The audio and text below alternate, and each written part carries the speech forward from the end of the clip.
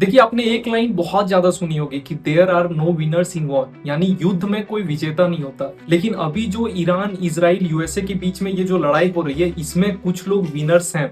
Winners in the sense कुछ ऐसी countries है जो प्रॉफिट में है। और कैसे है, इस चीज को कुछ सेकंड्स में आप बहुत सिंपली समझो। अल जजीरा के अकॉर्डिंग पिछले कुछ टाइम में ऑयल के प्राइसेस 40% से भी ज्यादा बढ़ गए हैं और मेन गेम यही चेंज कर रहा है। और ये सब कुछ डिपेंड करता है एक खास जगह पे, जिसको कि स्ट्रेट ऑफ हॉर्मुज बोलते हैं। ये मैं इसलिए मेंशन कर रहा हूँ क्योंकि दुनिया के जो ऑयल सप्लाई है उसका लगभग 20% वहीं से होता है, जो कि ऑलमोस्ट बंद है। इस वॉर के वजह से ईरान ने ऑलमोस्ट क्लोज करके रखा है, बहुत कम शिप्स को पास करने दिया जा रहा है वहां से। अब शौक सुनो, रशिया इस चीज में सबसे ज्यादा प्रॉफिट कमा रहा है। वो इसलिए क्योंकि अभी थोड़ी देर पहले मैंने मेंशन किया कि 40-50% से ऑयल के प्राइसेस बढ़ गए, यानी क्रूड ऑयल के। अगर हम कुछ रिपोर्ट्स की माने तो पास्ट 2 वीक्स में रशिया ने $10 बिलियन कमा लिए हैं सिर्फ ऑयल को बेच के, एक्सपोर्ट करके। वहीं पे नॉर्वे, कनाडा जैसी कंट्रीज को भी फायदा हो रही है, वो लोग भी प्रॉफिट में।